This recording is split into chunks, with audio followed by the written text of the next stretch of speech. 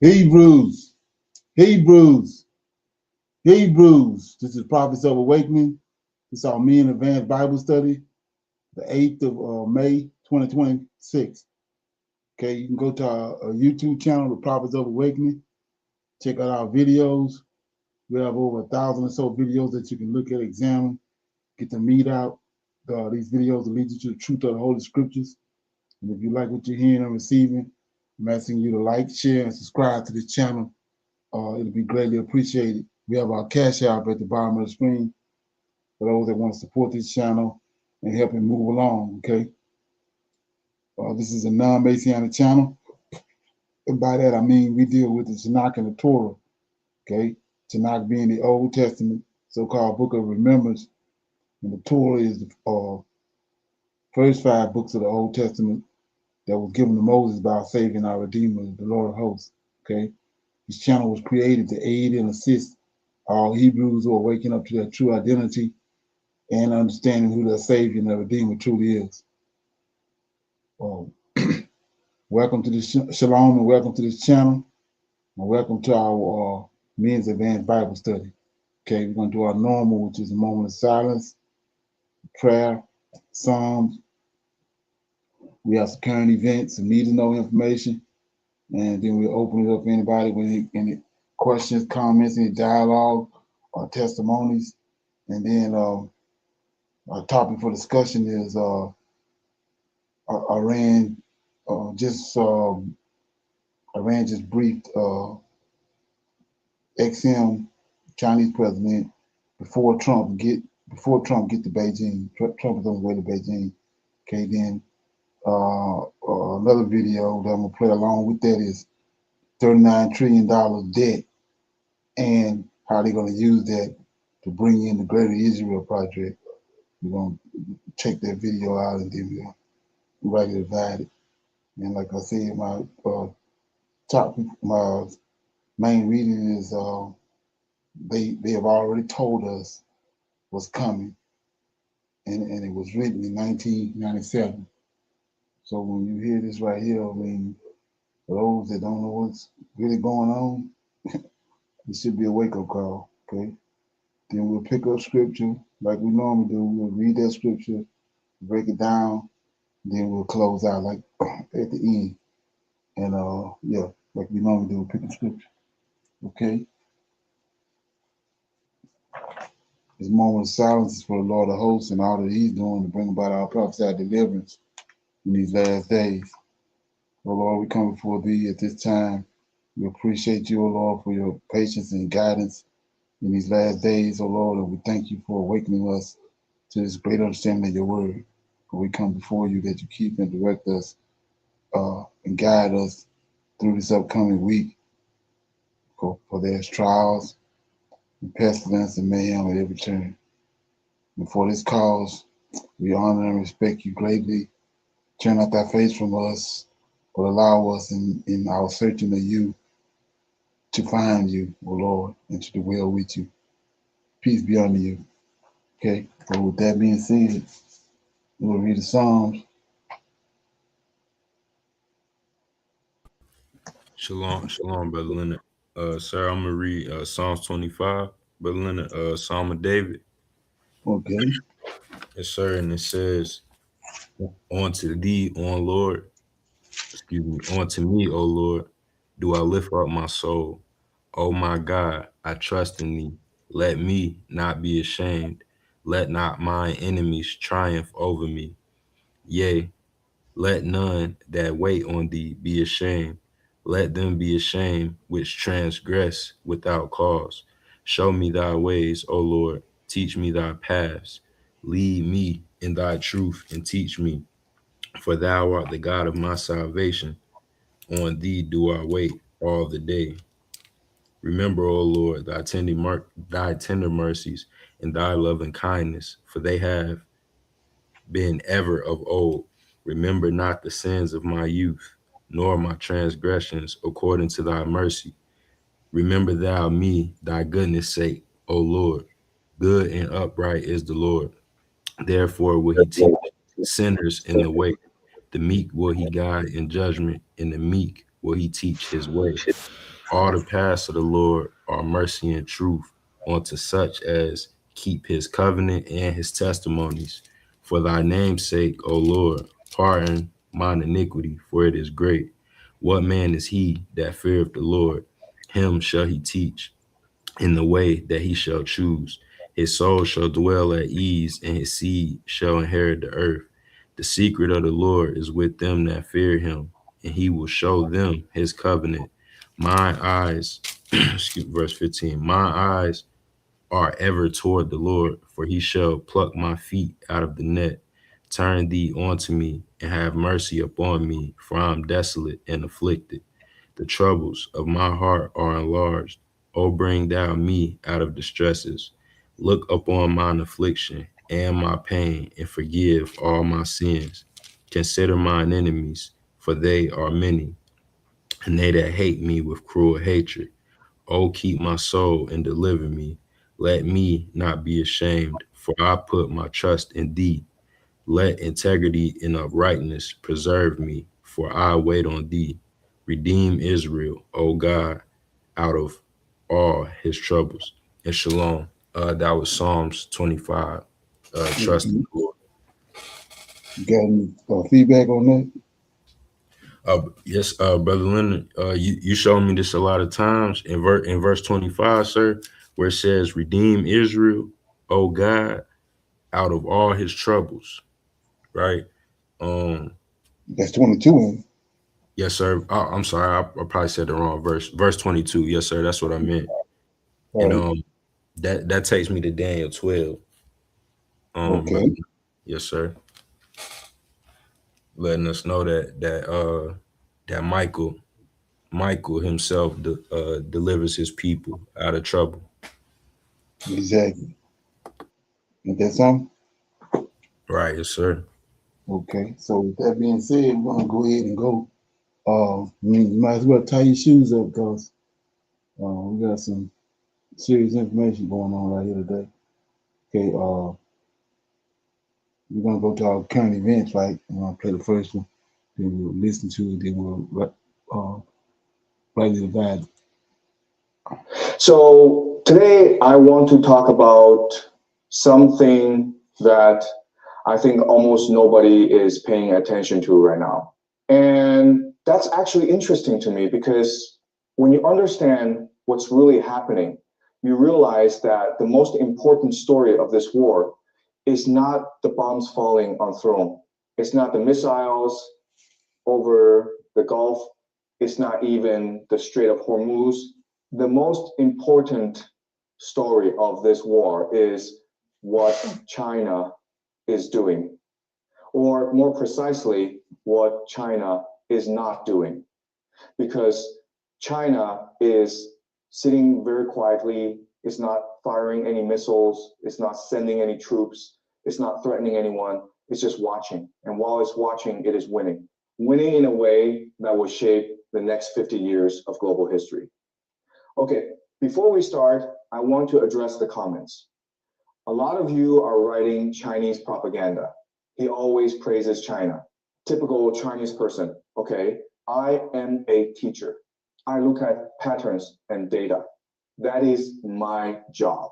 So here is my challenge to you. If my data is wrong, tell me. Write in the comments, sir, your data is incorrect. Here is the real data. I will read it. I will correct myself.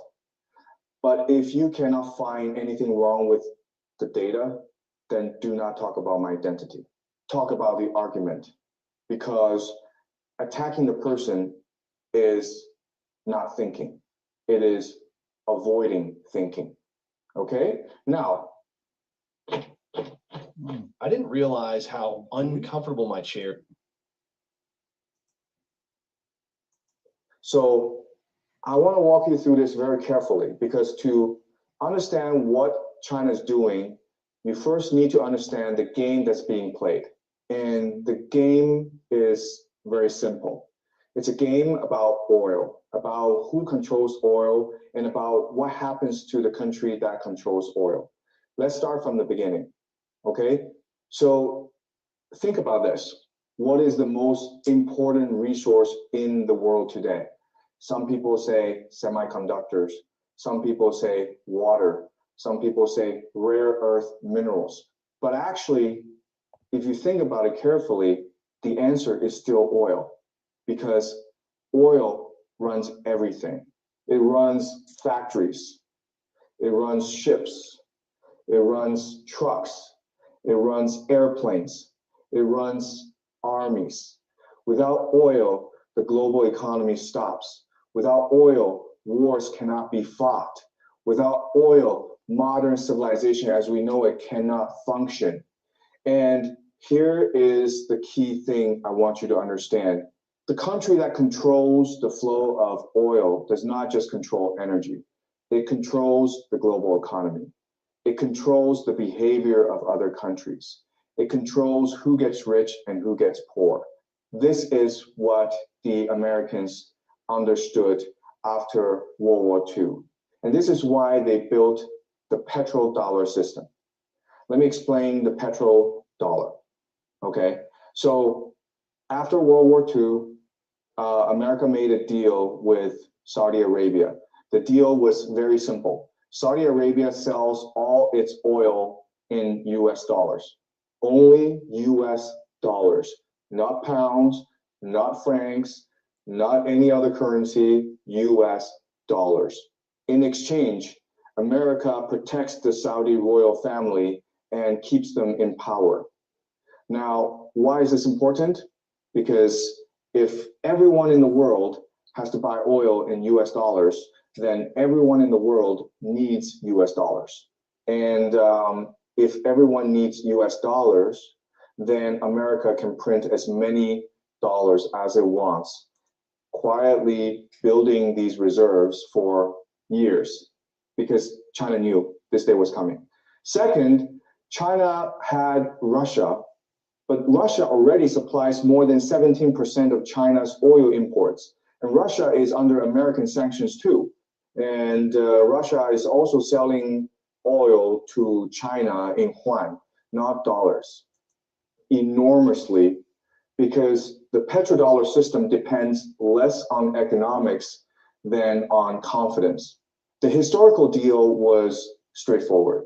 Gulf oil would be traded primarily in US dollars, reinforcing global demand for the American currency, while the United States military would ensure the security of the Gulf monarchies and the free flow of energy through critical waterways. And structurally, and once confidence in a monetary order starts eroding, change can accelerate faster than expected. This is the deeper strategic struggle unfolding beneath the war. America continues to approach global competition primarily through military power. China, by contrast, is increasingly competing through networks, trade networks, energy networks, technology systems, infrastructure corridors, financial systems, and supply chains. The 20th century was defined largely by military dominance. The 21st century may be defined by structural dominance. China's Belt and Road Initiative spans more than 140 countries through ports, railways, roads, industrial corridors, and energy infrastructure. Chinese manufacturing capacity remains unmatched globally. Its trade relationships extend across every continent. Its technological and industrial reach is expanding steadily. Rather than seeking immediate military confrontation with the United States, China is attempting something far more ambitious, constructing an alternative global system gradually enough to avoid direct collision while steadily reducing American centrality. Okay.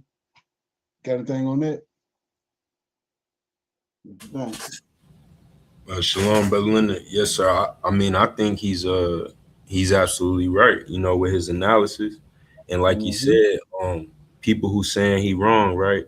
The same how I've been asking people if they think you wrong about the scriptures, then come show the information and prove it wrong. But the same with Professor Jane, when you look at his information, and like he said, that's his job, you know, to look at the data, and he looking at it, and it's telling the story of what happened in the past and what's gonna happen.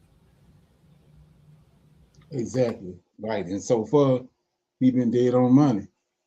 Is it something? Right. Yes, sir. Yeah. Oh, what's up? What's up, James? I don't know. Okay. So with that being said, and Michelle, so with that being said, we're gonna go to this next video. I thought it was pretty interesting. Let me play it. Okay. Right. So I think Trump is very frustrated with this war. He was expecting a quick strike, like what happened in Venezuela, where Delta Force went in and kidnapped Maduro. It was a tremendous victory for America.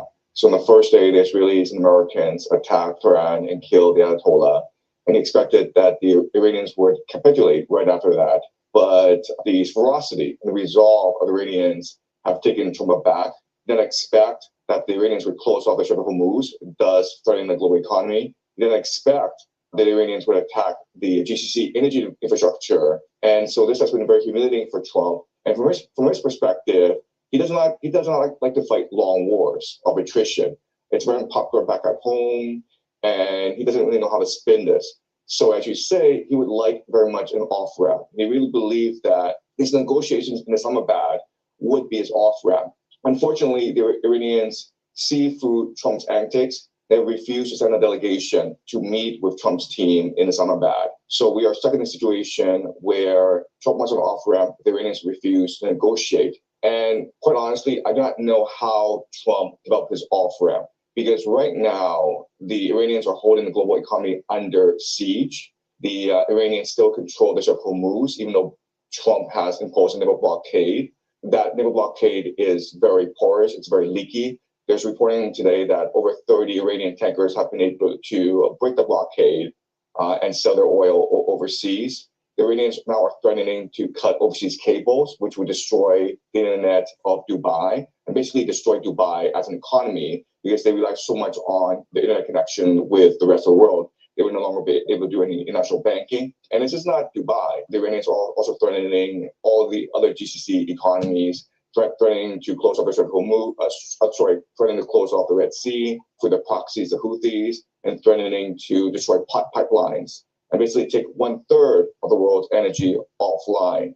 So this is a very dire situation for the GCC. And as such, the Saudi Arabia and UAE have put a lot of pressure on the Trump White House, primarily through Kushner, just to seek a resolution as soon as possible. There are only two off-ramps. The first off-ramp is for Trump to pay reparations to Iran, maybe about $1 trillion, and then to give sovereignty to the Iranians over the Strait of Hormuz and remove U.S. bases from the Middle East.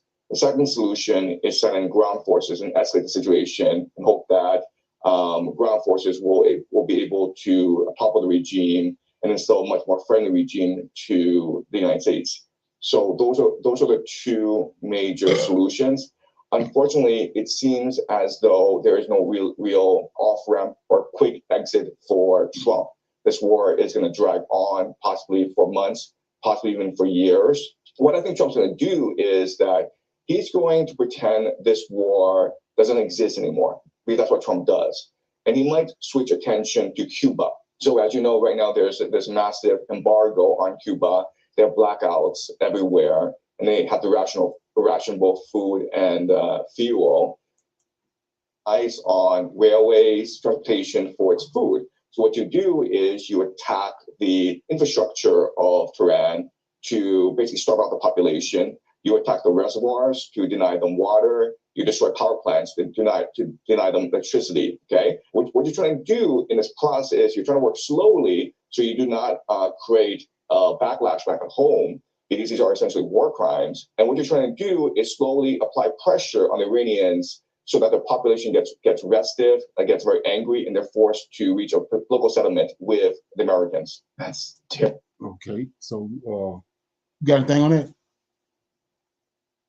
So Oh, go ahead, brother. Yeah, yeah, the reason I played that was they was showing how they got this iron cage.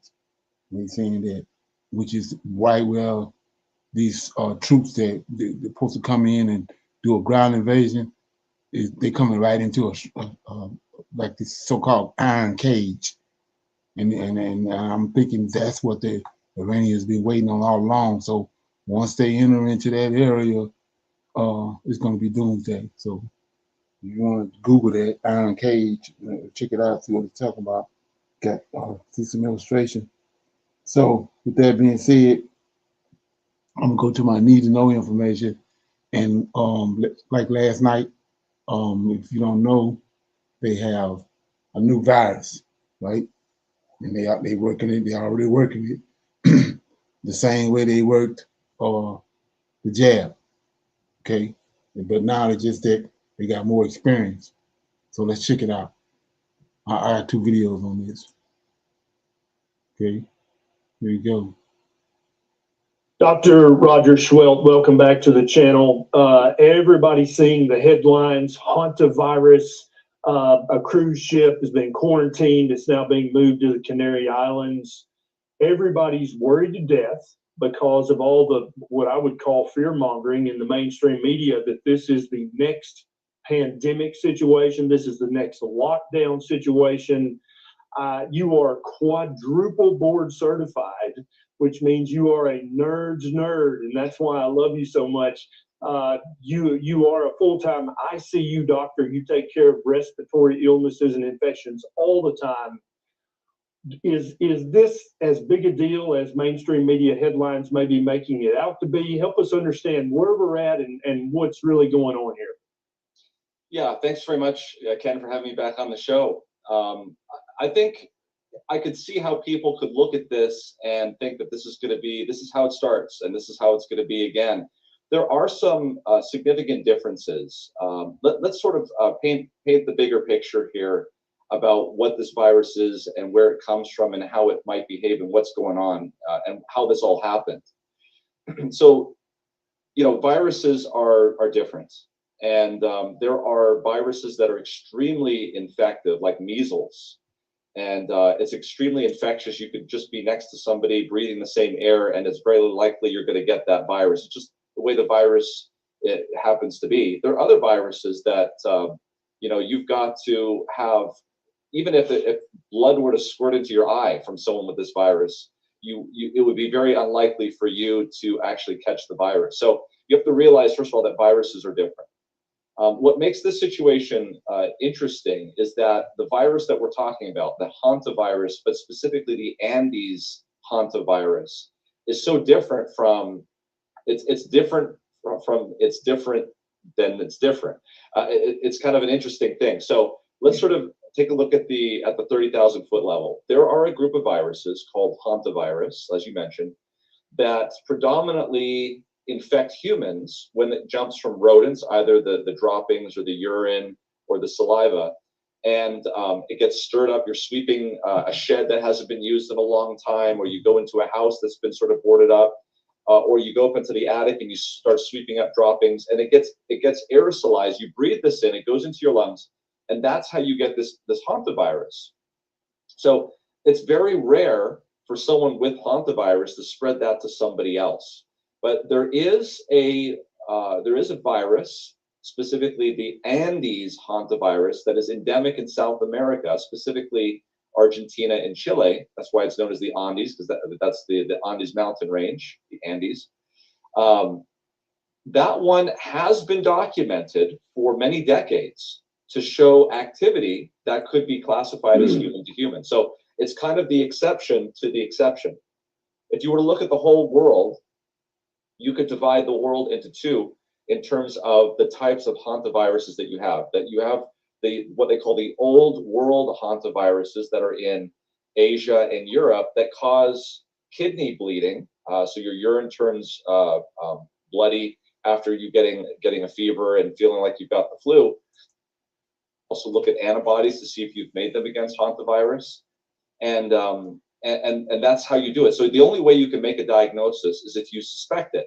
So why would you suspect hantavirus? Well, if somebody comes into the hospital and they're not breathing very well, they're having issues with increasing respiratory failure, they can't breathe on their own, you have to support them with ventilation, and they get on the ventilator and they have these infiltrates or these opacities or these pneumonia basically on the X-ray or the CAT scan on both sides, and they're acting septic or they're acting shocky basically, where their blood pressure is low, their heart rate is high, and you've cultured them, because typically we'll see this type of presentation all the time, Ken. People will have a bacterial pneumonia that will devolve into this type of thing. But if we're testing them, and we're not finding bacteria in the lungs, well, then we start to think that this is a viral situation. And then we'll typically ask them a lot of questions. Have you been anywhere? Have you done this? Have you traveled? Have you been? And one of that we're able to cure with interferon. So we would give high doses of interferon to people, and we would cure them over weeks of their hepatitis C. Well, one of the side effects of interferon when we gave it to patients is they felt like they had the flu. So we know that this is exactly how interferon feels, and this is exactly why we have those symptoms early on during the infection, not only with SARS-CoV-2, but also with hantavirus. Okay, you heard anything about this virus, bro? Yes, sir. I have been seeing it in a few little clips, here and there where they mention it, but now I see they're making a big deal about it. And Brother Leonard, a point that the ladies had made last night in your class about the it jumping from animal to human. I mean, that sounds what's it called, like bioengineered, right? Oh yeah, it's straight out of the lab. You're right. Yeah, like the guy was saying, you can walk into a house that's been not occupied or storage building or whatever, and you can come in contact with it. But we know people been doing it all the time, but ain't been no hantavirus. So it's got to be something that was done outside of those norms that's causing it, where now it's jumping to humans. When we know that's the same thing happened with the last one. It's been tampered with. But yeah, so anyway. We're gonna play this. So a lot of people are questioning it because of the way everything went down last time. They're questioning this. Check it out. About this virus. While this is a serious incident, WHO assesses the public health risk as low. 40 people left that boat. For the people on the cruise ship, I'm worried. Of course, we've got to make sure that they get care. For the broader public, this is not a huge concern. A 40-year-old Dutch flight attendant has been hospitalized. So what is really happening? I don't know about y'all, but things are not quite adding up here. Before we get into today's video, I just want to let you guys know that this video is for educational and entertainment purposes only. Please remember to be kind to everybody everywhere, in your everyday life, in your home, in the grocery store, and especially in the comment section down below.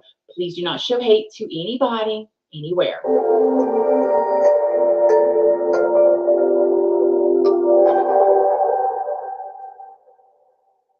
So good morning, good morning, good morning. How is everybody doing today? I hope you all are having an amazing day. I hope you all had a wonderful week. Hope everybody is feeling good. I know most of y'all are watching what's going on, and hello, things are getting really weird. You guys, y'all gonna want to stay to the end of this video. Stay to the end of this video because it's a lot. You're not gonna want to miss anything. By the way, I need to tell y'all, if you don't already know, Mother's Day is on Sunday. So if any of y'all forgot, I'm letting y'all know now. You can't say you forgot. Mother's Day is Sunday, so make sure to remember to call your mom. Set an alarm on your phone right now if you need to, so you don't forget. Draw her a card, make her a pie, something. And shout out to all my mommies out there. Happy Mother's Day to y'all. Happy Mother's Day to all the grandmas out there. Love you guys. I hope y'all have a wonderful day. And a little extra love and hug to all of the women out there that have lost a child or want to be a mother and have not been able to be one yet. I hope y'all have a great weekend as well. So let's just jump into this because a lot has happened since I put out my last video.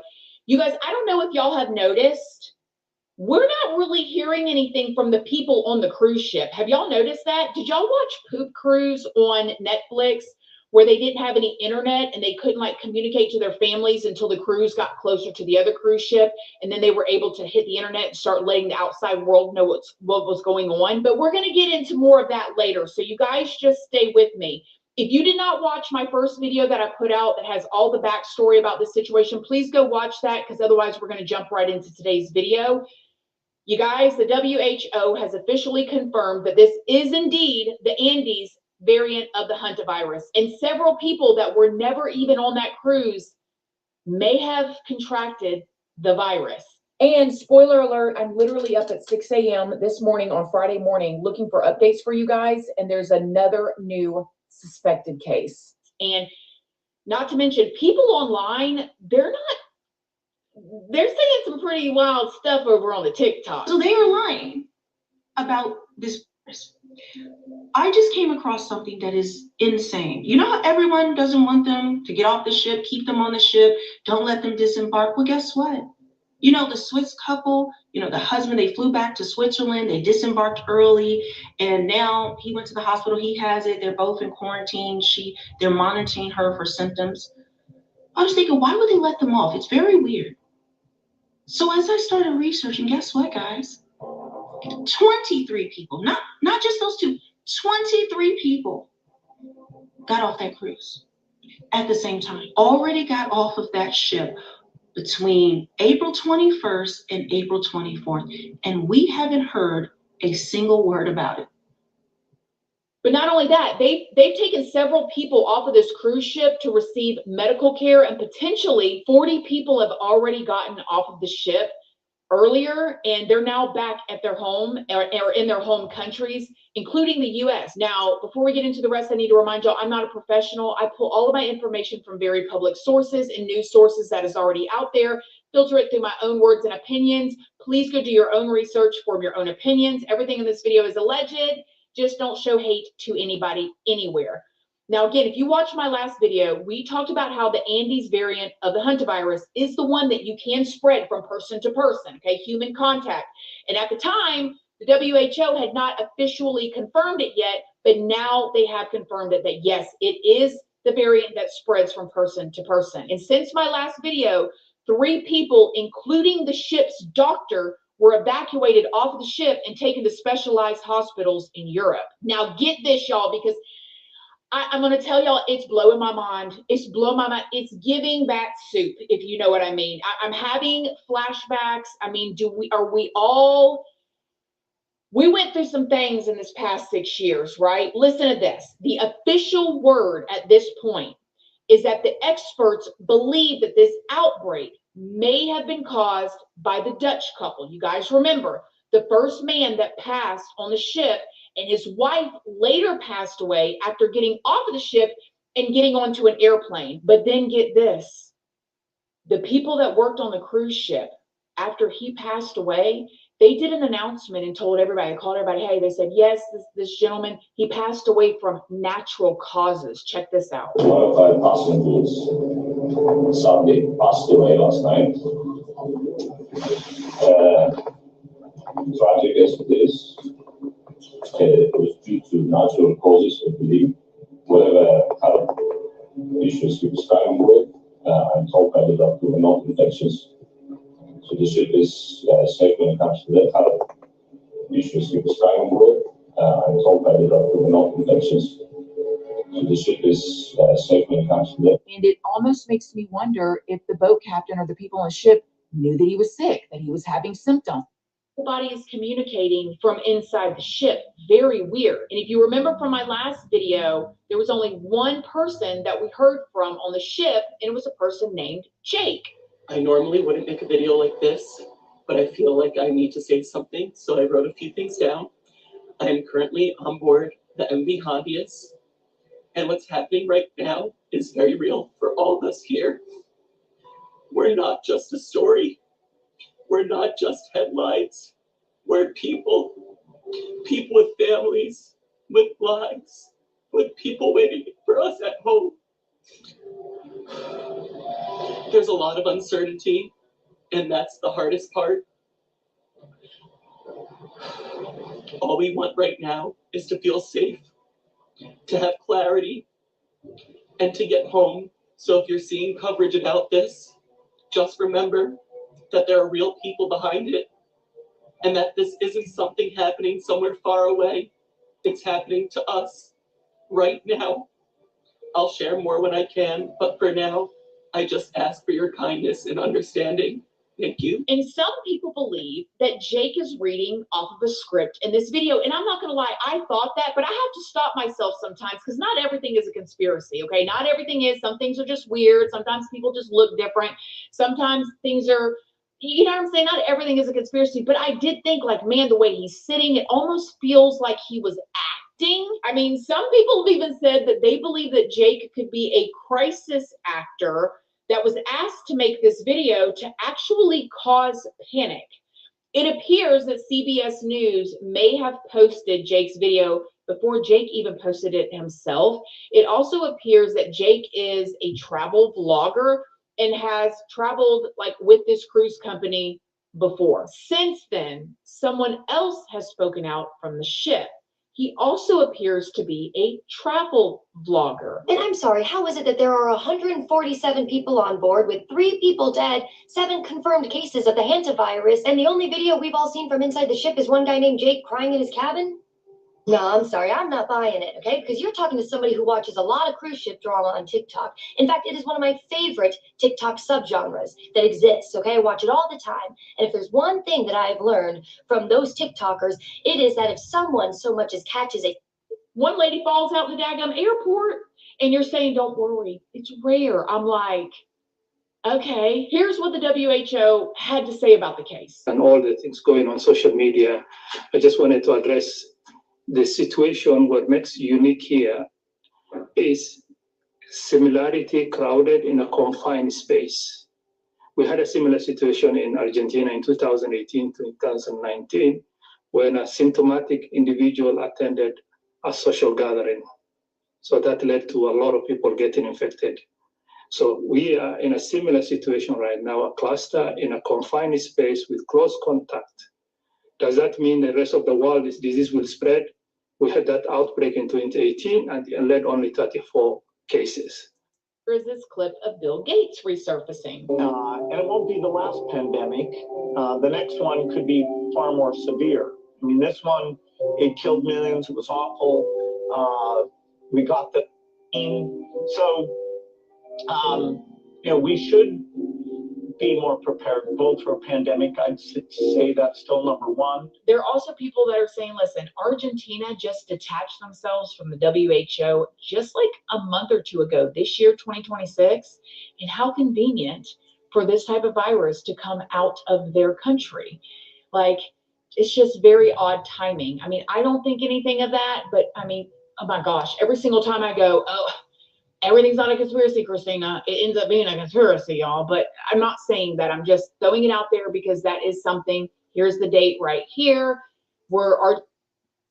Okay, what you think?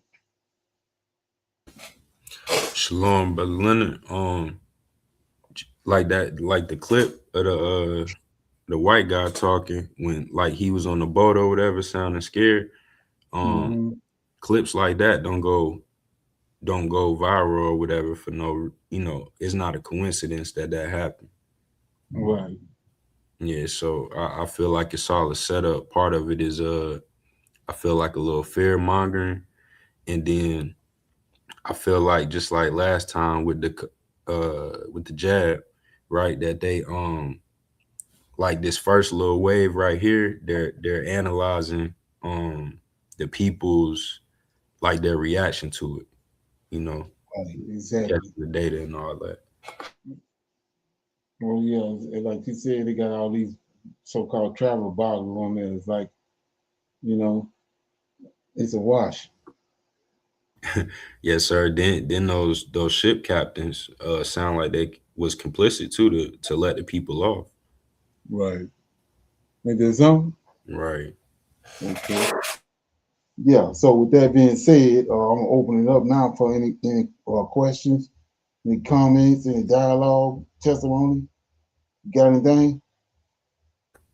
Yes, sir, Brother Leonard. I got I do have one scripture. Could you break down and this is 4th Baruch? Yes, sir. It's 4th Baruch, and it's just one verse at chapter 8, and then five verses in chapter 9. They really shouldn't have broke it up. But Brother Leonard says, and Jeremiah sent to them saying, convert, for the messenger of righteousness is coming, right? And he will lead you to your exalted place. Now, those who were with Jeremiah were rejoicing and offering sacrifices on behalf of the people for 9 days. But on the 10th, Jeremiah alone offered sacrifice. And he prayed a prayer saying, holy, holy, holy, fragrant aroma of the living trees, true light that enlightens me until I ascend to you. For your mercy, I beg you, for the sweet voice of the 2 seraphim. I beg for another fragrant aroma, and may Michael, the chief messenger of righteousness, who opens the gates to the righteous, be my guardian until he causes the righteous to enter. I beg you, Almighty Lord of all creation, unbegotten and incomprehensible, in whom all judgment was hidden before these things came into existence. And shalom, Brother Leonard. That's 4th Baruch, the last verse of chapter 8, which is verse 12, and then that was just verses 1 through 5 of chapter 9, 4th Baruch, chapter 9. Well, it's not part of the canons that they gave us, right? Right, it's an apocrypha. Right. So we see there's another, like I said, when they understand what these people have done, if they just look at their actions up until this point that they know of, they mutilated the Tanakh. They chopped it all up and disassembled it. And matter of fact, a lot of people don't even know that who Baruch is. Baruch is Jeremiah's scribe, right? Right. Okay. Yeah. A lot of people don't know that. And Brother Leonard, real quick, what's a scribe's job? What's his job function? He's like you have a lawyer. He has a legal assistant. Okay. Right. Paralegal. Same thing. That's what a scribe is. He does. He's there for whatsoever that prophet needs. And nowadays in the church system, they call them armor bearers. Okay. Right. Okay. A prime example is what I read last night when I talked about what Gehazi done with Naaman and Elijah. As Elijah healed him of leprosy, Naaman tried to give Elijah something, but Elijah refused to take anything because he knew it wasn't him that had nothing to do with it. All he did was what the Lord told him to do, and he know who was the healer and the redeemer and all that in Israel was the Lord of hosts that done it. So he refused to receive anything from Naaman, but Elijah's servant Gehazi circled back around behind Elijah and went and received the gifts that Naaman was trying to give out. And so he was turned into he had leprosy. Leprosy clinged to him. Matter of fact, the Lord said leprosy would cling to him forever. So like I was saying, Gehazi is Elijah's servant. Right. Okay. Okay. That makes a lot of sense too when thinking about Baruch and reading the letters of Baruch or whatever in Jeremiah, and because I always used to wonder who that was before you had told me about that anyway. And yeah, That makes a lot of sense. So like I said, where do you get the letters from? Right. Okay. We read in the book of Jeremiah. Jeremiah's in a cistern. Mm-hmm. Got in down in the cistern. Those wicked people in Jerusalem, the king and all that, they got him in locked down inside the cistern. So Jeremiah calls Barak his assistant, and the Most High empowers Jeremiah to speak, and Barak write it down.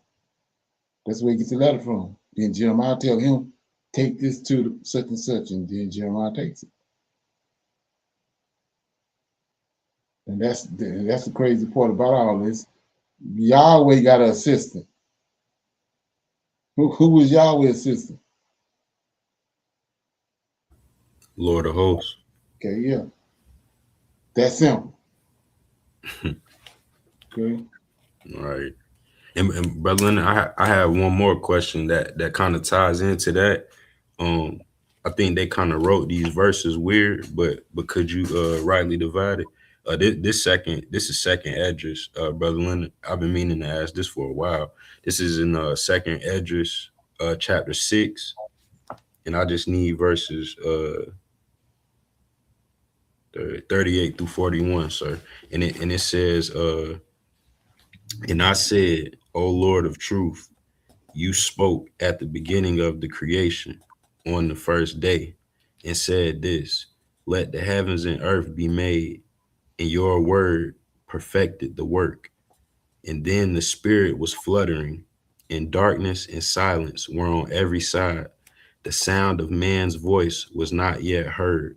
Then you commanded a ray of light to be brought out of your treasures, that your works, yes, sir, excuse me. You commanded a ray of light to be brought out of your treasures, that your works might then appear. On the second day, again, you made the spirit of the expanse and commanded it to separate apart and to make a division between the waters, that the one part might go up and the other might remain beneath. And shalom, Brother Leonard, that was second Esdras, chapter 6, verses 38 through 41. Okay. So, what you think? So for me, Brother Leonard, we talk about this a lot, of how in Genesis you talk about that spirit of God, you know, that was there with Yahweh in the beginning. Yeah, Genesis 1 and 2. Right, yes, sir. This is kind of what it sounds like, even though they kind of wrote it different. Right, yeah. So like I was saying, what is a spirit? The spirit is an angel, the spirit of God.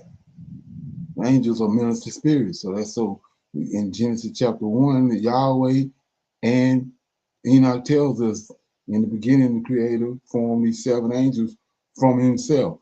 He formed them, not created them. So he formed them.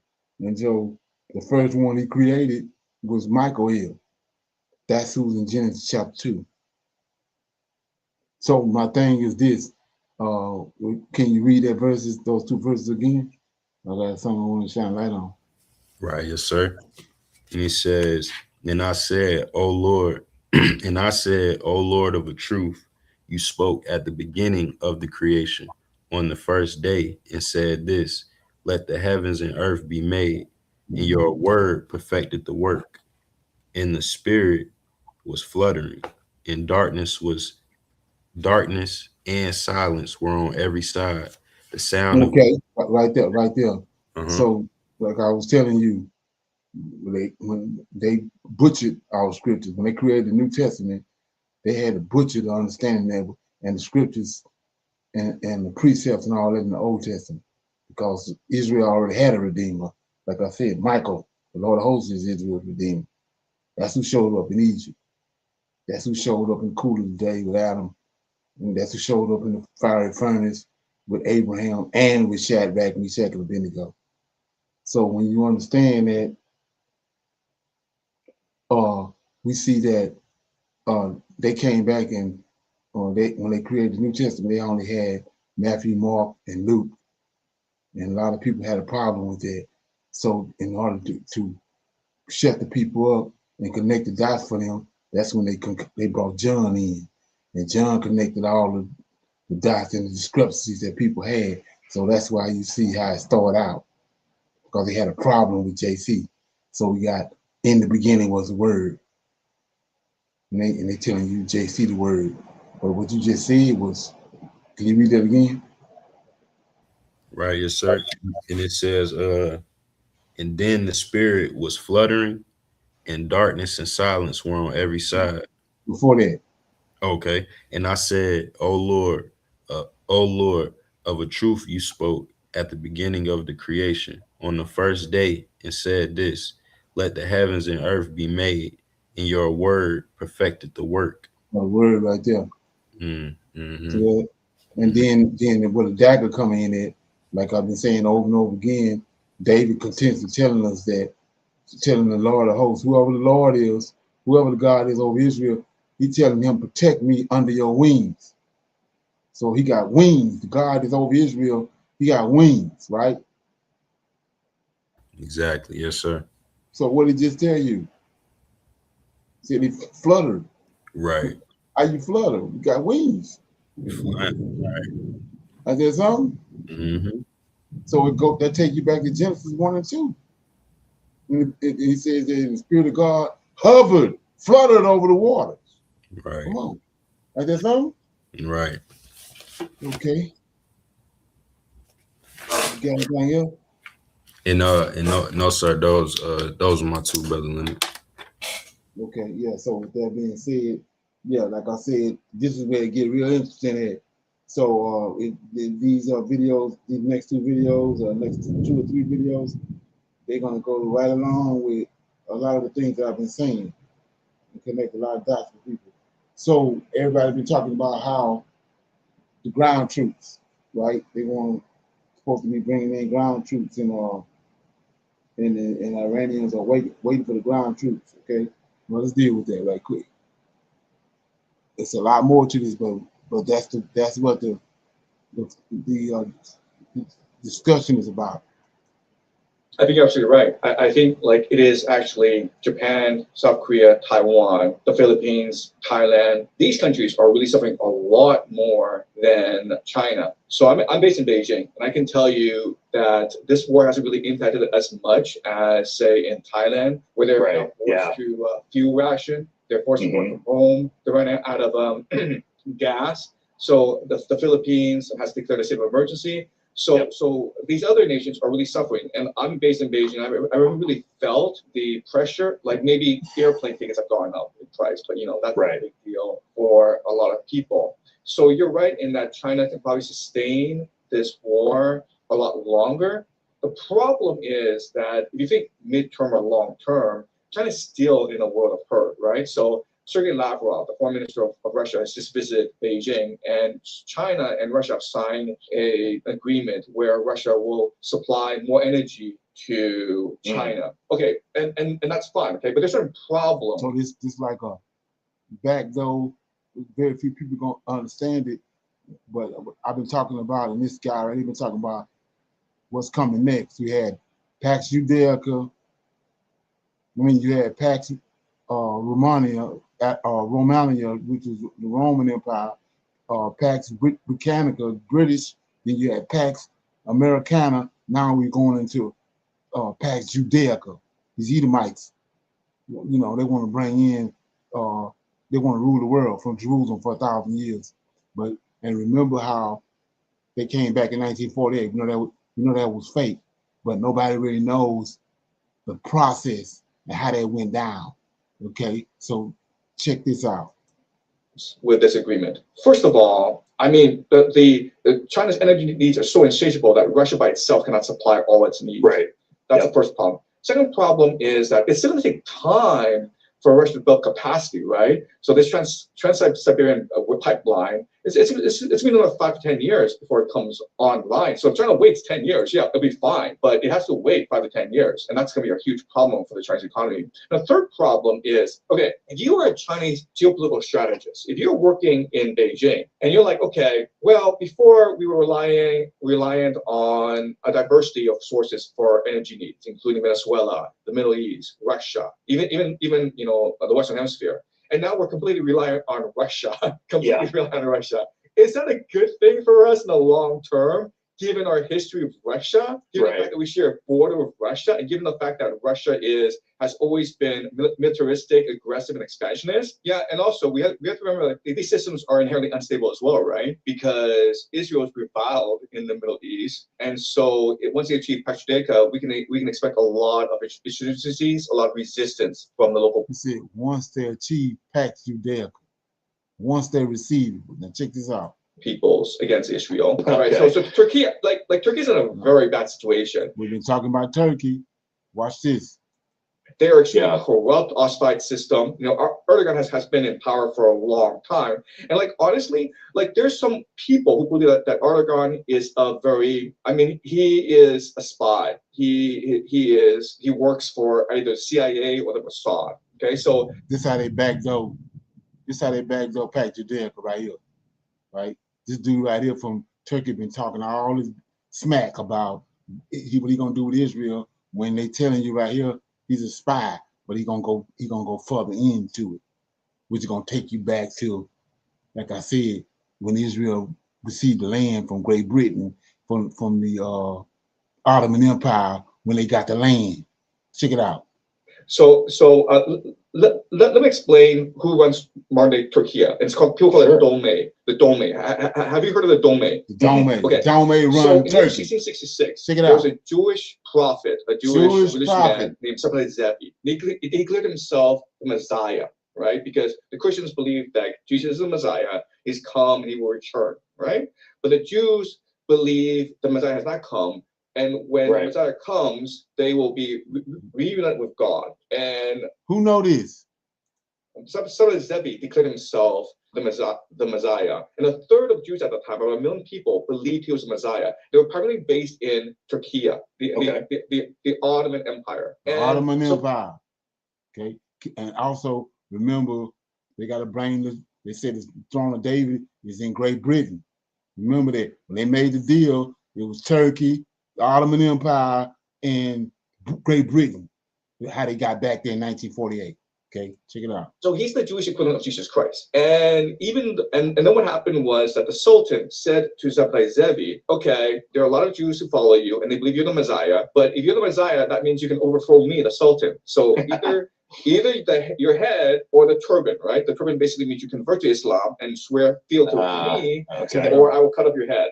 And Sabbatai Zevi is fine, I'll cut off your, fine, I will convert. And at that time, this was traumatic for Jews. But this is a very important point. So let me explain. What people don't understand, what is that the Jewish Messiah, he's come to redeem the Jewish people, right? And then the question then is how do you redeem the Jewish people? Well, Jesus redeemed the people by sacrificing himself in order to atone for the original sin of disobedience, right? Yeah. Well, what's the original sin in the Jewish world? The original sin in the Jewish world is conversion, right? So you had historically, you had a lot of Jews who converted into Christianity, into Islam, makes sense.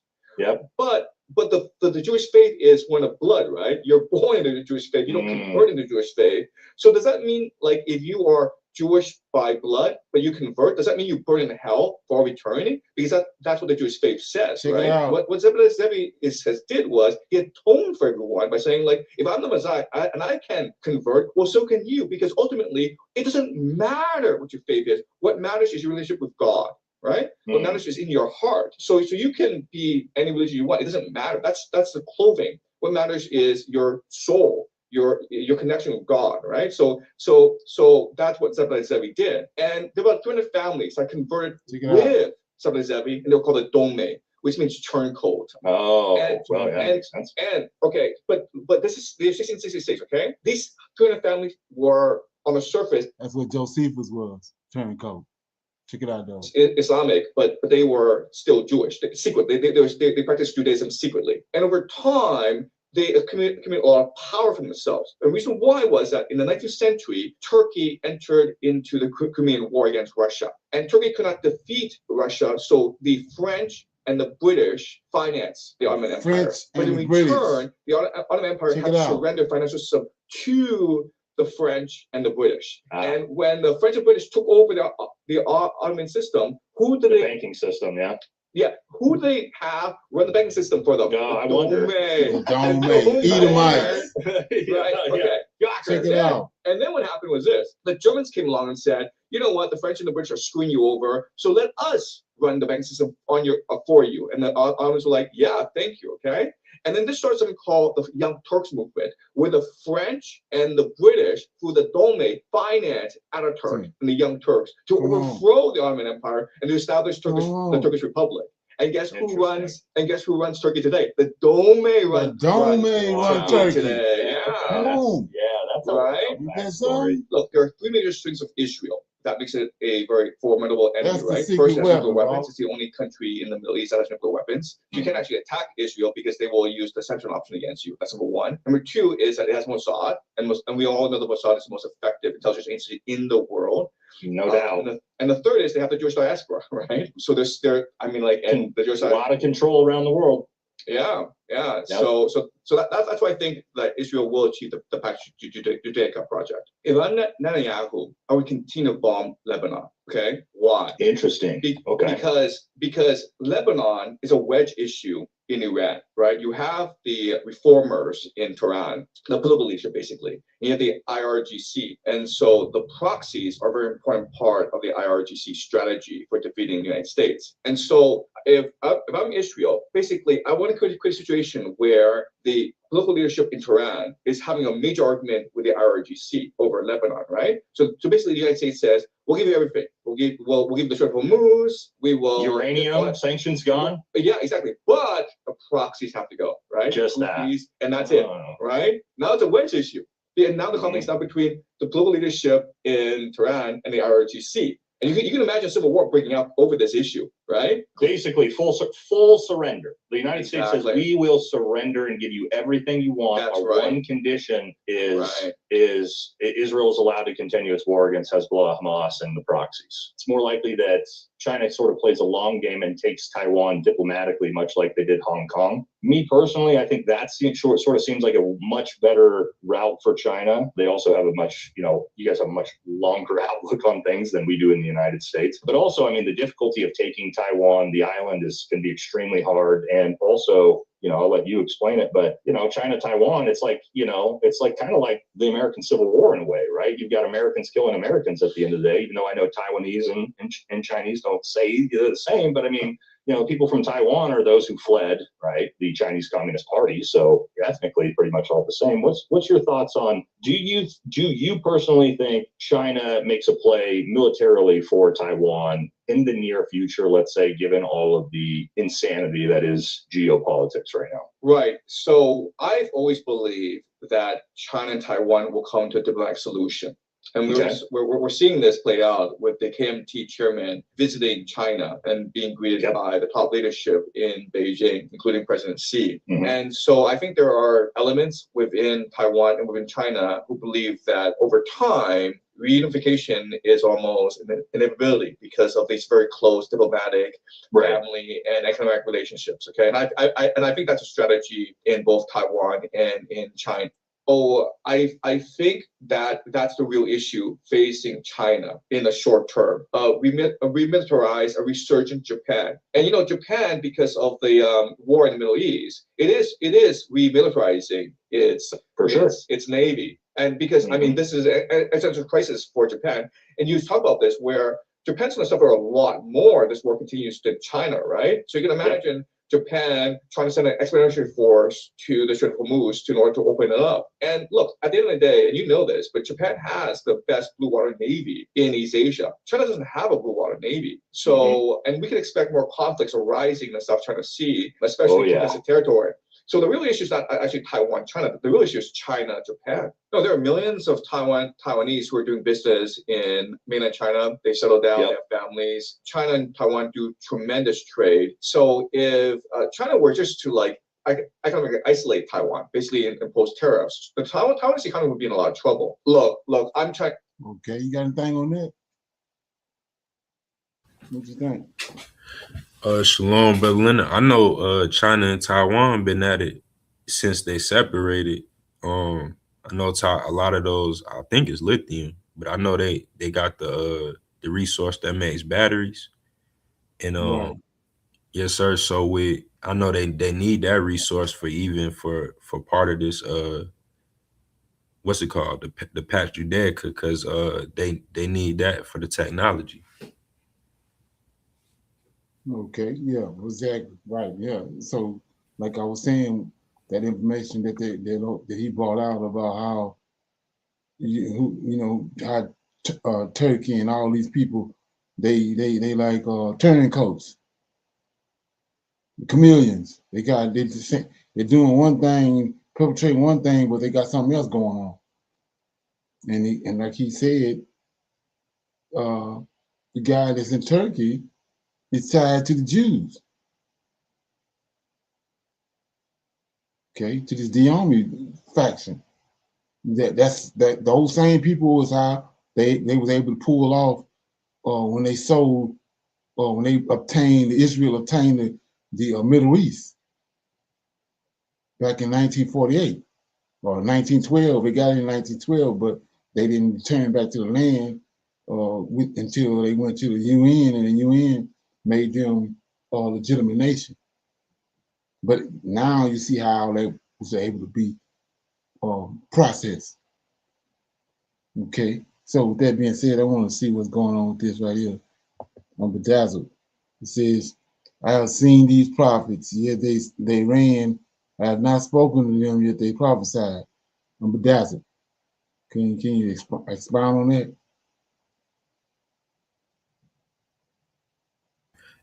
And Shalom, Brother Leonard. While we're waiting for the brother to respond, I was wondering if he had put that if he had posted that comment due to, I think, what was that, Professor Jane talking? Yeah. Oh, okay, but I wonder if he had posted that kind of second, kind of saying like that dude's information is wrong, maybe. Right? Did you do you know this? You know him? Right? No, sir. Okay, yeah, well, yeah. I'm assuming he's thinking that what's being said on Prophet's Awakening. You know what I mean? Oh, okay. See what I'm saying? Uh-huh. Yeah, man, I'm bedazzled. Okay. So is it a way to get him a link? I'm working on it right now, Brother Leonard.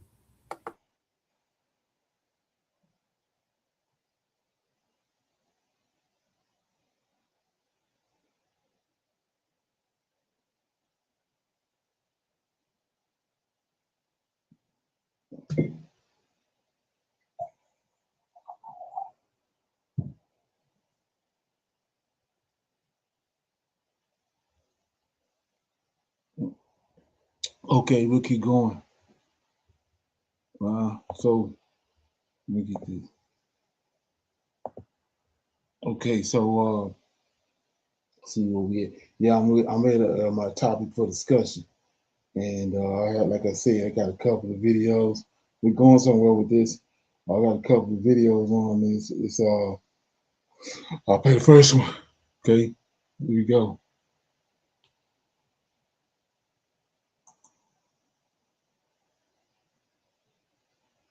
There we go.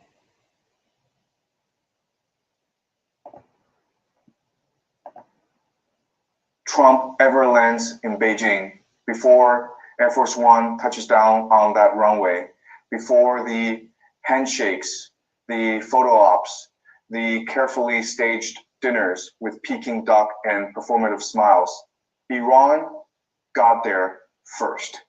Let that sink in for a moment.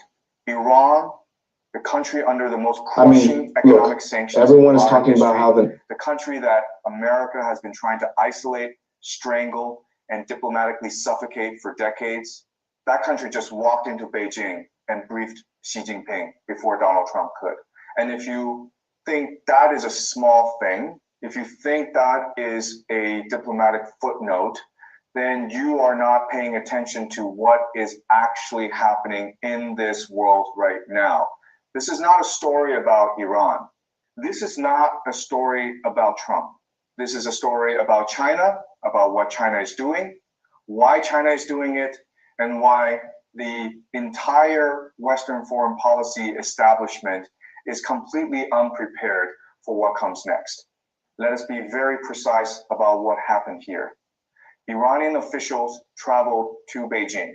They sat across from Chinese counterparts at the highest levels of government, and they exchanged information, context, strategy, call it what you want, before the American president arrived to negotiate what Washington is billing as one of the most consequential diplomatic engagements of the decade. Iran briefed Xi before Trump did. That sequencing is not accidental. Nothing in Chinese diplomacy is accidental. Every meeting, every gesture, every arrival order is intentional. China choreographed these things with the precision of a Beijing opera company. If Iran got there first, it is because China allowed Iran to get there first. And the ability to shape narratives before formal negotiations even begin.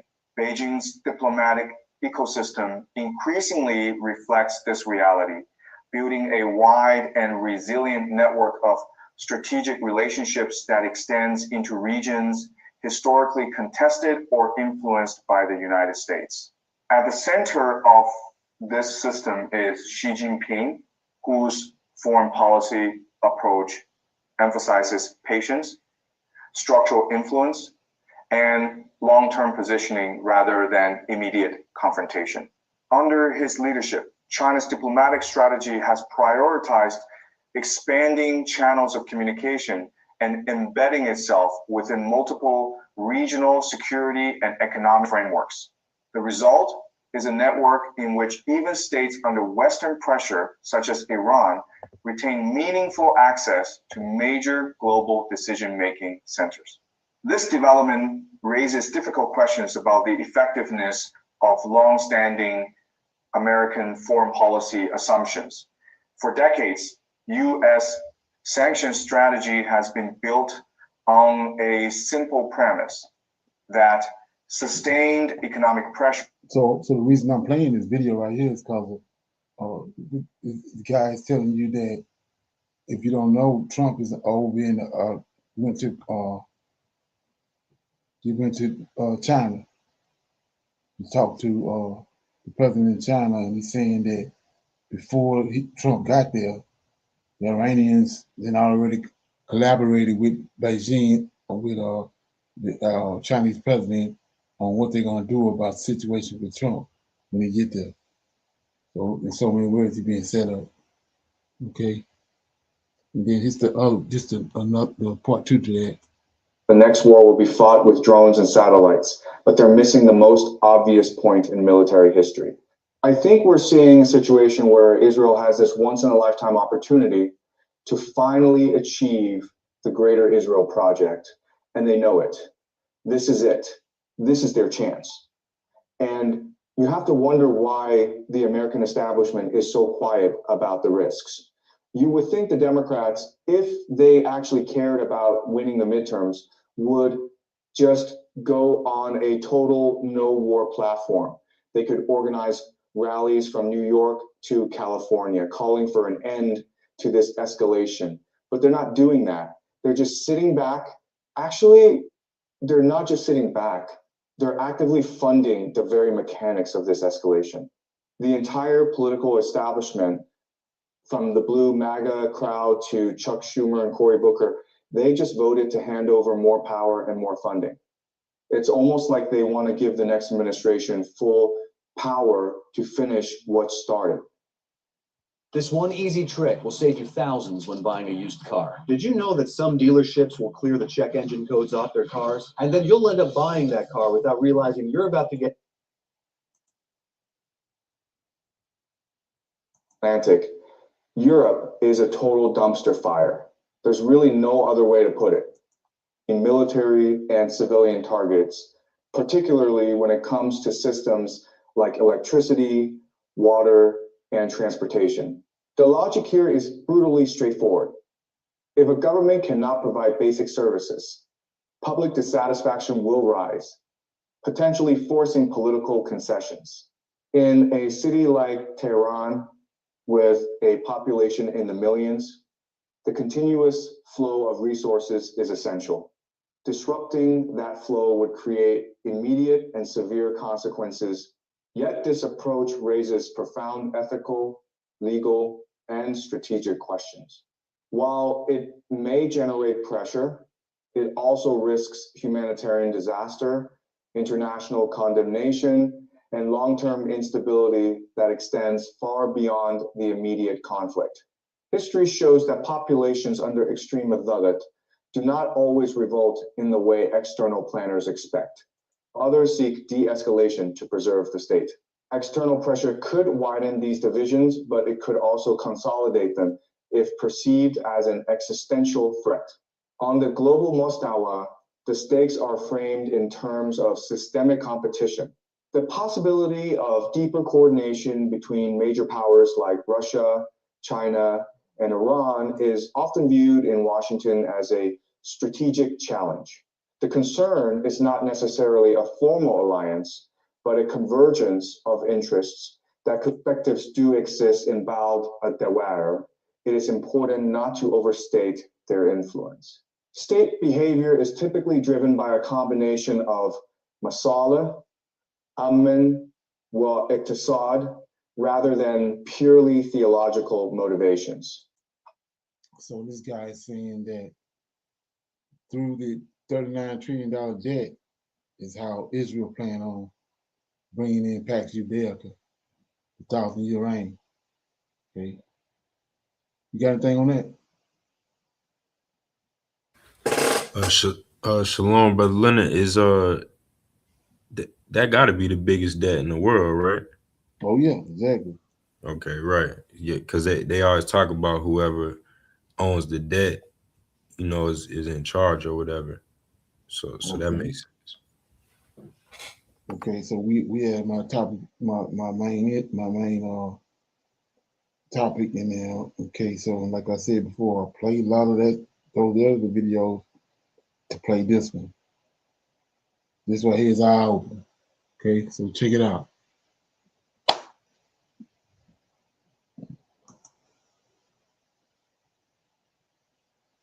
If this was predicted 27 years ago, somebody knew something. Buckle up. So check it out. Because what you're about to hear is scary.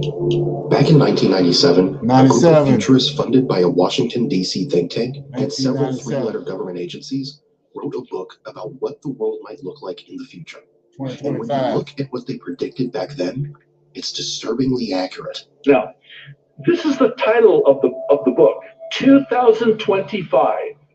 Scenarios of U.S. and global society reshaped, there's that re again, by science and technology. You know what's so fascinating about this? It was published 27 years ago in the year 1997, and it was funded, well funded, by a Washington, D.C. think tank and three-letter government agencies. But here's the thing, 1997, 27 years ago, and they write a book about a 502-page book about what the world's going to be. A 500-page book filled with dozens of predictions. Check it According out. to some estimates, nearly 90% of them seem to match what eventually happened. And the ones that haven't happened yet may be closer than we think. Because the remaining predictions go into things like World War III, mass starvation, global crisis, and much more. But instead of me going through the list, let's hear this gentleman explain it himself, because this is actually how I first became aware of it while watching one of his videos. Okay, you ready for the list? Fast mutating viral disease pandemics. Come on. Genetically developed vaccines. Come on. Smart IDs. 1997. And this is, you can do the word search and research yourself. They predicted, not 2025, but by 2020, that people would be working from home virtually. Oh, come on. But listen, that's World War III, of course. Nuclear devices causing widespread contamination. Nanotech devices. This stuff was never even heard of. Digital currency. Vaccination programs run by organizations like the World Health Organization for a global killer that has yet to emerge. First printing, February 1997. The book is real. You can find it, you can read it, and these are not some far-fetched interpretations. Now, I would like to believe they're not right about everything, but we'll see. What we're going to focus on instead are the most important predictions that haven't happened yet, because we already know what took place. What's far more interesting is what this book says might still be coming. Come on. So let's start. I want to now share with you some of the insights that these guys had way back in the mid-90s. Again, this is a well-connected think tank in DC. They are funded and engaged with the wealthy corporations, the ruling class, the National Security Agency. And in 1997, they published this book, creatively titled 2025. And check this out. In the acknowledgments we read, our first thank you is to the sponsors, the people, and the organizations who made possible the original Project 2025 from which this book was created. What did they call it? It was called Project 2025. This book was published in 1997. The project itself was led by futurist James Canton, an advisor in technology, national security, and economic forecasting. But what really raises eyebrows is the acknowledgments section in the book, because the authors openly thank the organizations that helped fund the original research behind it. Large corporations, technology companies, defense contractors, policy institutions. The kind of organizations that don't just observe trends, but often influence the direction of technology and policy. So the question becomes, were these simply educated guesses? Or were they looking at plans already being discussed behind closed doors? Either way, let's take a look at what they predicted. 10 things to expect if this Project 2025 from the mid-90s turns out to be correct about the remaining items that have not yet transpired. And before I list them, I want to remind us, these are not just, throwing a bunch of stuff at the wall and see what sticks. I mean, it's like 90% track record here. And they may not be right about all these either, but here we go. Now brace yourselves, because if what you're about to hear ever becomes reality, things could get very ugly. Let's hope they got this part wrong, but listen to this. You see, so many of these software companies and YouTube influencers want to... Okay. What you think so far? Well, Leonard, it's all making sense. You did something? Come on. It's a doozy, man. It's a doozy, bro. Check it out. Okay, hold up. Here we go. Additional epidemics. Cyber attacks, or in their world, computer-based socially significant crime, such as tampering with air traffic control or national security systems. A global currency, mass starvation. Now that in and of itself, that's pretty heavy that we just considered. But given, again, the track record and how the things that they're announcing here, you also hear announced by the likes of Bill Gates and Klaus Schwab and Jesuit Tide. We're going to see some pretty interesting stuff as we go forward, but we're just on Project 2025 from the 90s right now. Let's look first at the mass starvation. I was mentioning Klaus Schwab and the World Economic Forum, WEF. He stated, we're going to have an angrier world. In the context of food and energy scarcity, we are going to have an angrier world.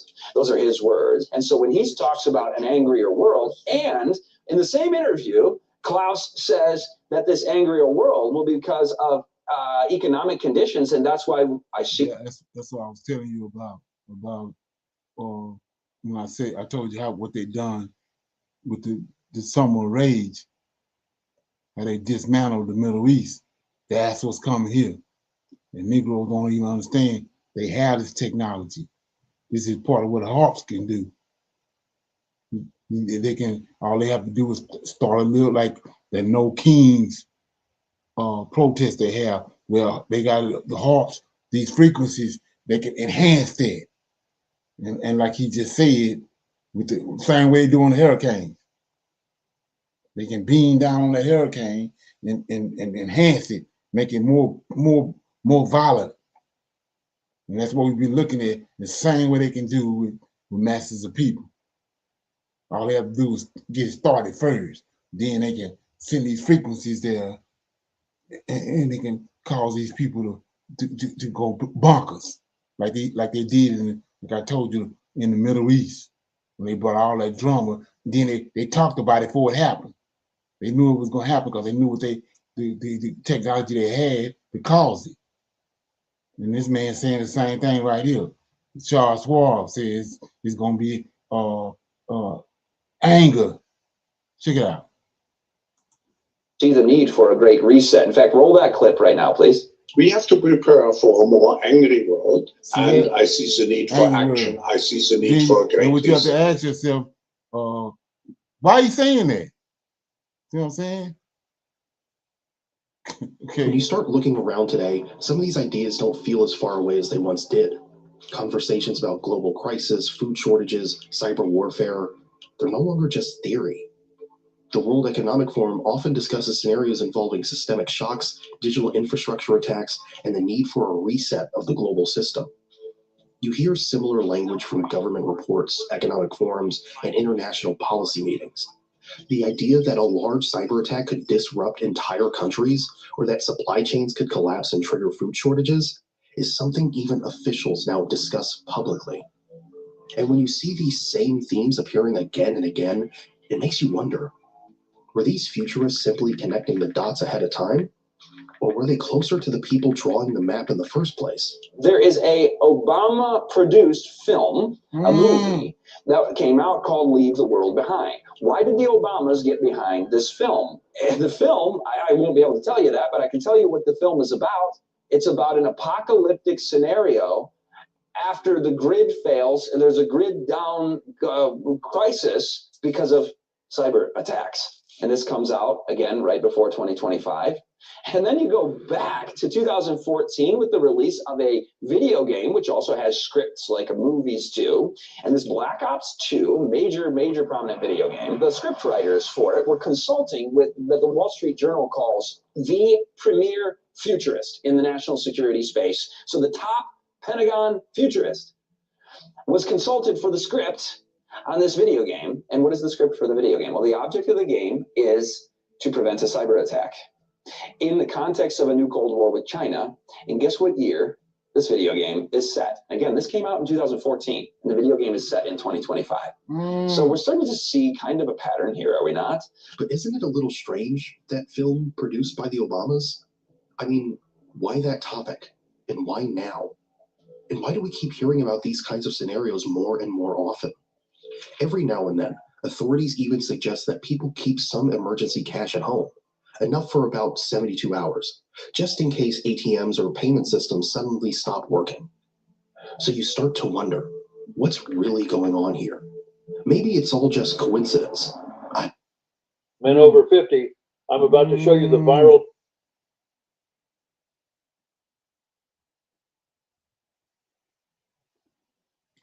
Okay. World War III, and we look at their predictions that a nuclear device causing widespread contamination will take place. This might sound out. That's what I showed you on the money. They're showing you on the money when they fold it a certain type of way. A nuclear device is going down in the Atlantic. It's gonna cause that. I told you about the water event. Okay. Outlandish, but keep in mind that since 1945, with the invention using of the first atomic bomb, there have been in Cold War history 16 near-miss nuclear events. And historians and national security experts estimate that about 1%, you have about a 1% chance in any given year of having a nuclear exchange. A 1% chance, then over a 100-year period of time, you'd expect it once. If you get halfway through that, you feel like, hey, we're living on borrowed time. Well, we're like 80% of the way through a 100-year period of time since 1945. So it's hard to expect the unexpected. It's hard to foresee that which our normalcy bias doesn't allow us to see as potentials, and we lose imagination because we see only the thing immediately in front of us. But this is something that the Project 2025 futurists are saying to expect. And again, we see war, epidemics, starvation. Let's do it in the proper order from the Bible again. War, starvation, epidemics. Those are 3 of the 6 that are up there from that pale horse. God forbid something like that ever happens. I really hope they got this one wrong. But sometimes it almost feels like the scriptures are right on point. Now, here are the last 4 predictions we're supposed to expect. Listen to this. Now, the last 4 predictions that they make here, we got 10 things to expect if they're correct. Universal monitoring of business transactions.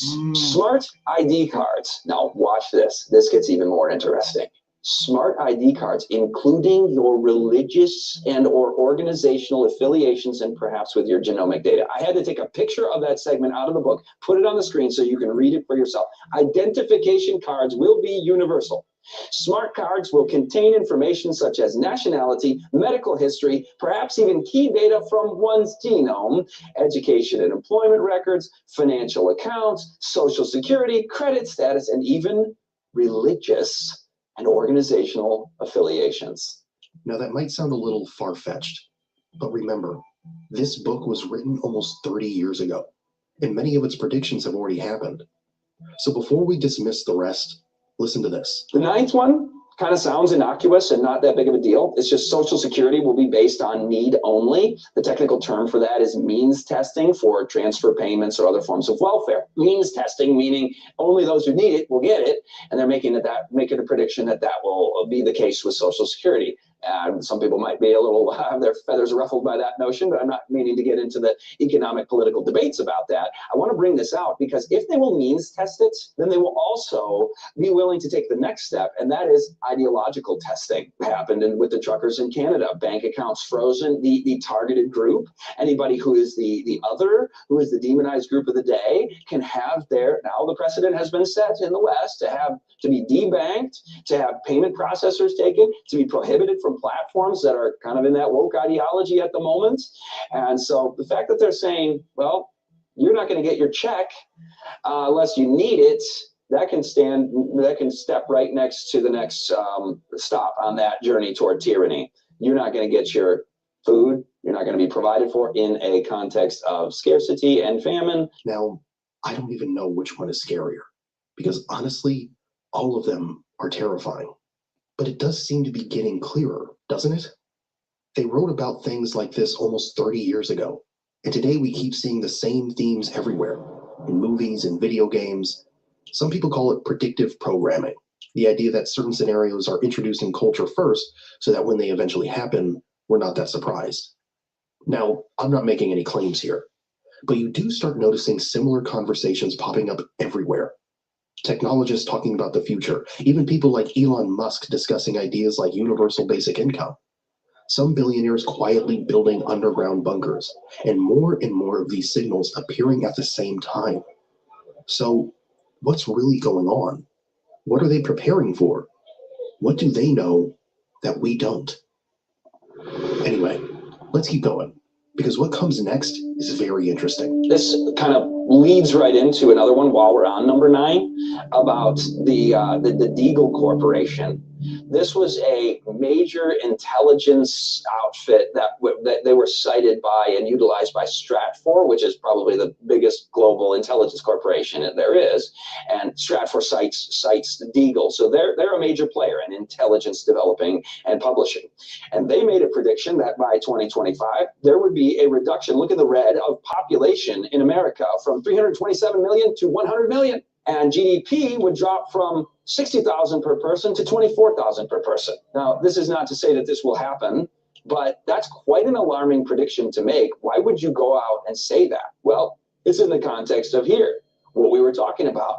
It's mass starvation and global currency and major war and epidemics and cyber attacks. This is where you see massive population reductions and economic collapse. But I love their little disclaimer here. They first, this isn't the disclaimer, that'll be on the next slide, but first they say this: the collapse of the Western financial system will wipe out the standard of living of its population while ending Ponzi schemes such as the stock exchange and the pension funds. Take into account that the forecast that they've made here is nothing more than a model, whether flawed or correct. Okay, here's their disclaimer. It's not God's word.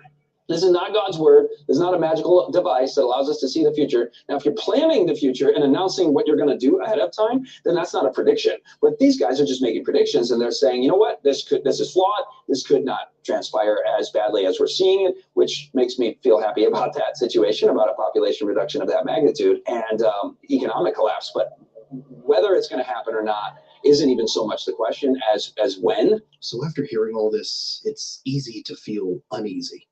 A book written almost 30 years ago talking about pandemics, digital currencies, cyber attacks, global crises, and somehow many of those things showing up in our world today. Maybe it was just a group of futurists connecting the dots. Maybe some of these scenarios were exaggerated. Or maybe they simply understood the direction the world was already moving in. But there is something important to remember. Predictions are not destiny. History has always been shaped by the choices people make along the way. Every generation has faced moments that look dark, uncertain, even frightening. And yet somehow, humanity kept moving forward. So maybe the real value of looking at things like this isn't fear. Maybe it's awareness. Because the more aware people are of the world around them, the harder it becomes for anyone to quietly decide the future on their behalf. In the end, the future isn't written in a book from 1997. It's written by the billions of people living through it right now. And that might be the most important thing to remember. You have got to hear about this thing. There are these new acupressure insoles out there. Over 400 raised massage points, built-in magnets across the entire surface. They stimulate your feet and improve your circulation while you walk. I know that sounds wild. Just wait. Every pair of shoes you have ever bought came with the exact same thing inside. A flat, thin piece of cheap foam that cost the manufacturer about 50 cents to make. No real arch support, no cushioning where your foot actually needs it. That foam starts dying after 6 to 8 weeks. It compresses, the arch goes flat, and your heel is basically sitting on hard plastic. That sharp ache in your heel first thing in the morning, knees compensating, lower back tightening up. By the end of a long day, you have nothing left, but you never blame the insole. You blame the shoe. So you drop another $150 on a fresh pair, feel great for a month, then the foam dies again, and the whole thing starts over. The average person buys 7 pairs of shoes a year, and that is not a coincidence. These companies know exactly how long that foam lasts. They engineered it to fail. A shoe that lasts 10 years is a customer they lose forever. A shoe that breaks down in 6 months is a customer they own.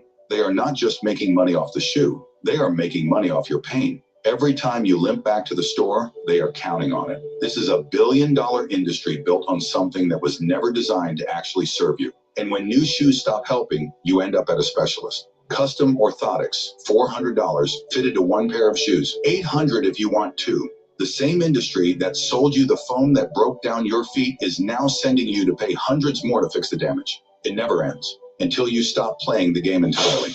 But here's where it gets interesting. The answer was never in a shoe store, and it was never in a specialist's office. It has been sitting in Japan for over 12,000 years, and the entire Western shoe industry has ignored it. Acupressure. There are over 7,000 nerve endings on the bottom of each foot, connecting directly to your joints, your blood flow, your energy levels. Hit the right pressure points and circulation goes up, swelling comes down, and your body starts recovering the way it is supposed to. Nobody figured out how to build this into something you just slip into your shoe until now. And that is exactly what Okusoli did. Just look at this thing. Every one of those 400 raised points is placed for a reason. The ones under your arch take the pressure off your heel. The ones under the ball of your foot knock out that burning tiredness after hours on your feet. And the embedded magnets drive fresh circulation through your feet and flush out the buildup settling in your joints all day. Finish work and actually have energy left. Do the things you have been putting off because your feet had other plans. Passive recovery with every single step without doing anything different. You trim them once and they fit any shoe you own. Most people grab the 4-pack, 1 pair in every shoe they wear regularly. The more you grab, the less each one costs, ends up less than a single trip to a specialist. Most people who find Akasoli say the same thing. They wish they had found it earlier. Right now, there is a 70% off deal on the bundle, but they keep selling out. Your feet have been carrying you your whole life. It is about time something carried them back. Hit the link below before this deal is gone.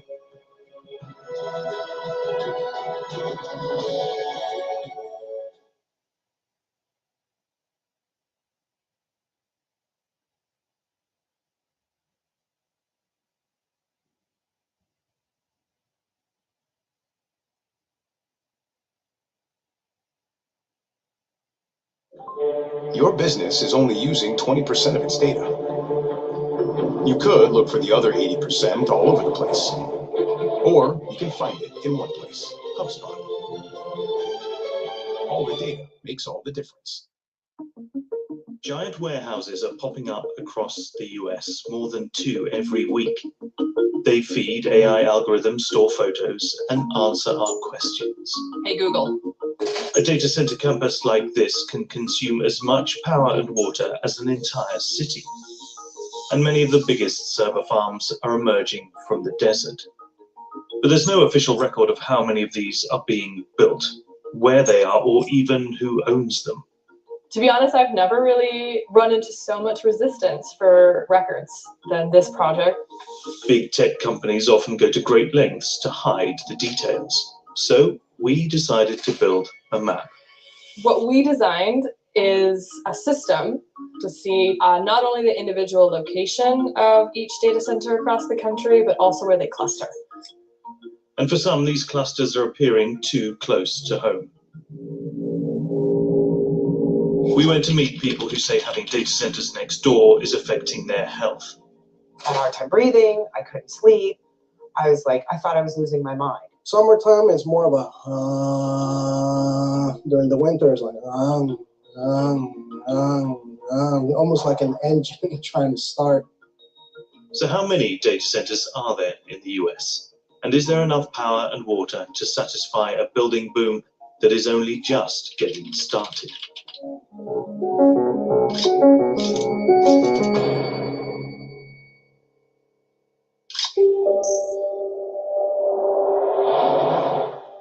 Where I am standing now is at the middle of the data center capital of the world. This is Loudoun County, Virginia, otherwise known as Data Center Alley. And it may not look like much from down here, but just take a look from up above. Okay, you got anything on that?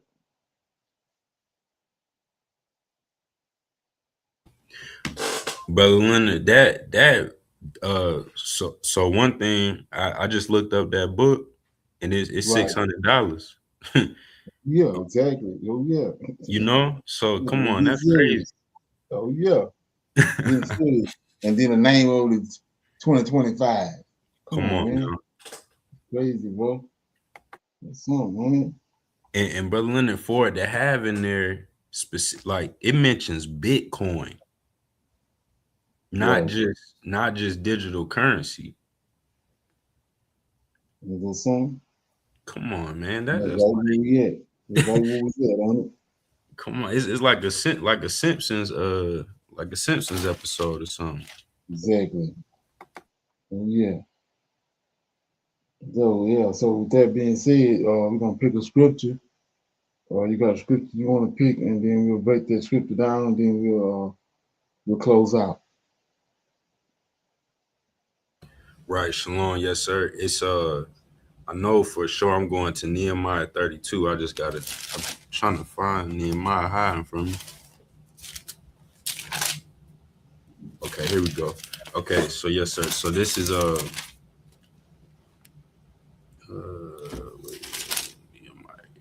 yes, sir. Okay, Nehemiah 9:32, and it says, "Now therefore, our God, the great, the mighty, and the terrible God, who keep his covenant and mercy, let not all the trouble seem little before thee that have come upon us, on our kings, on our princes, and on our priests, and on our prophets, and on all people since the time of the kings of Assyria on to this day."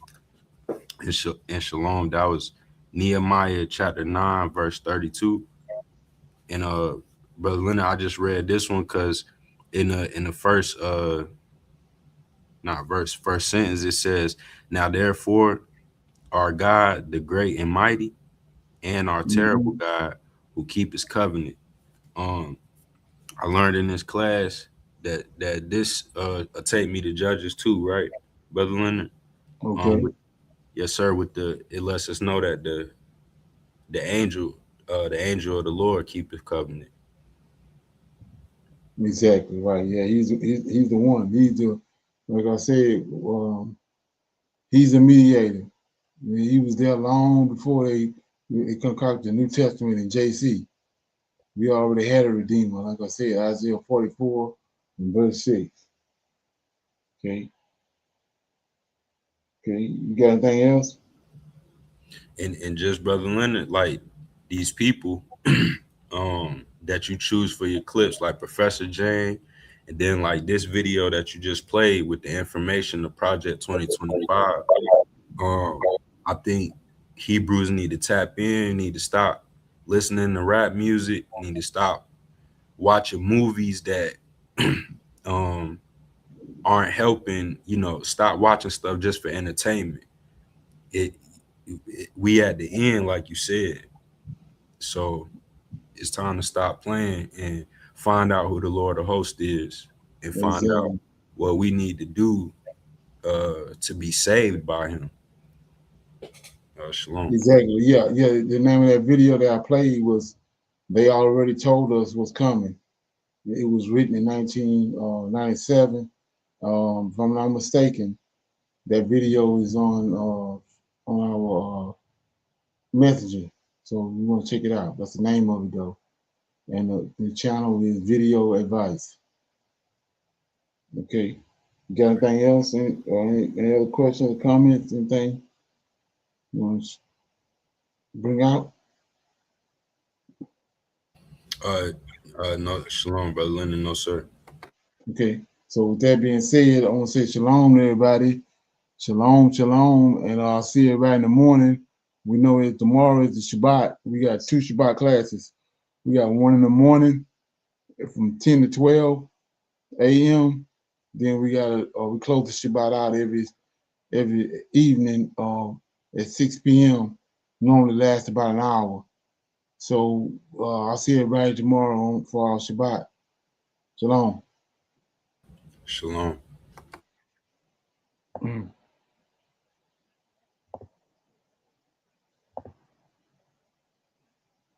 I highly recommend that you get this book and you read it because it's a must that you understand who God head is in the order that's in the Old Testament and Tanakh, because it's not the same as in the New Testament.